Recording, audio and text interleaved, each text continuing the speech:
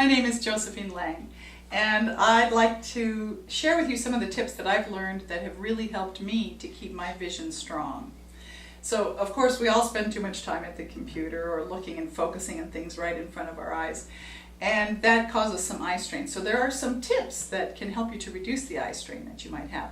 The first thing, there's a wonderful old natural healer for the eyes, and his name was Bates, B-A-T-E-S. So you'll hear a lot about the Bates method if you get into studying healthy vision techniques, natural vision techniques. And the main thing behind the Bates method was calming that optic nerve.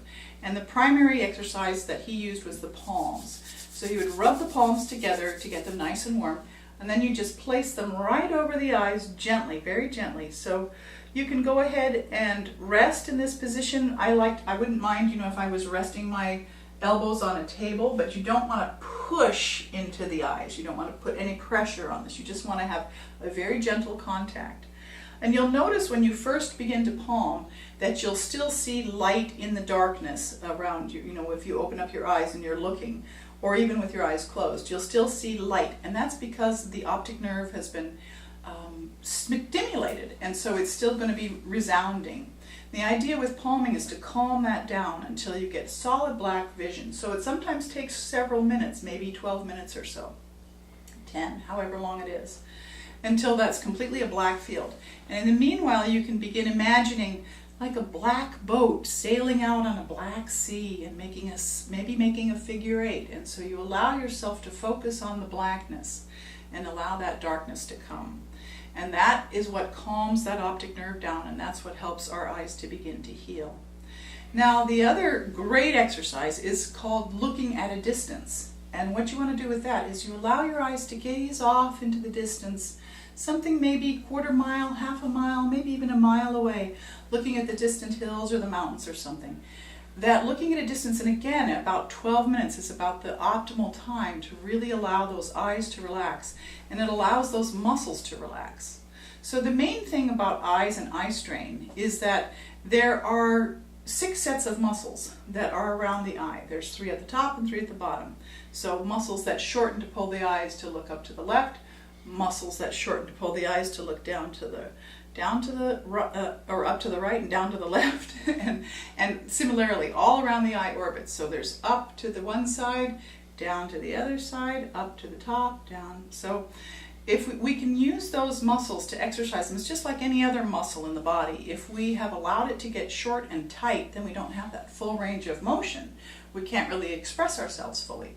Well, same with the eyes. And what happens with the eyes, it's an actual ball, right? And when the muscles get tight, they pull it, and the ball, the shape of the eyeball can change shape, and that can result in being nearsighted or being farsighted. So keeping those eyes in good order. So one of the exercises that I learned as a child from my grandmother, who had excellent vision into her 90s, and she was a writer, so she was using her eyes all the time, was swinging. So you do that. To do that, you close your eyes, and you just imagine that your eyes are swinging up and swinging down, and swinging up and swinging down.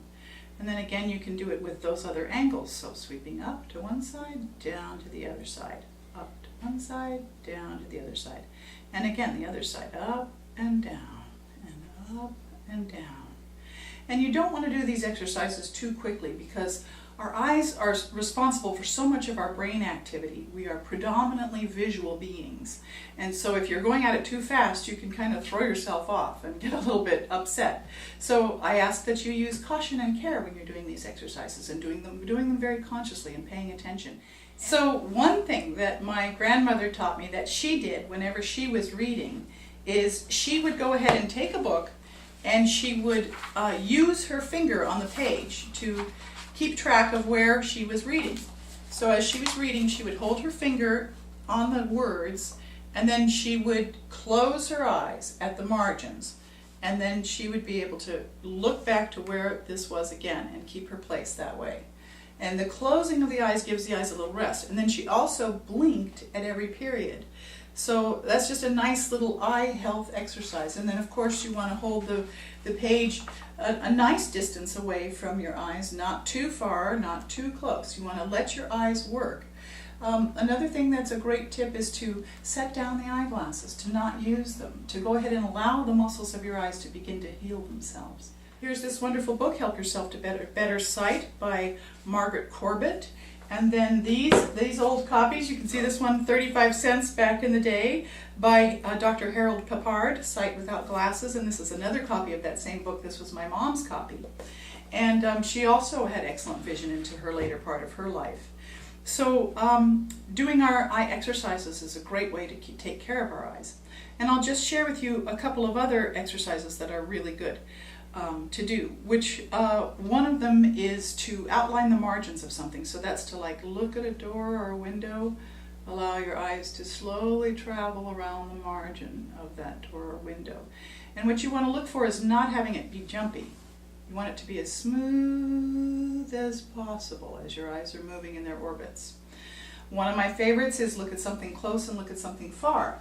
So I'll often focus on my thumbnail and get a pretty good look at that, all the little cuticles, how is everything doing there? And then I look off into the distance, maybe half a mile away.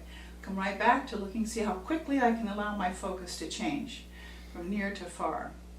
A great exercise for improving your ability to score well on an eye test is to take a ball and throw it against the garage wall and come back to you, catch it, throw it against the garage wall, come back to you, catch it.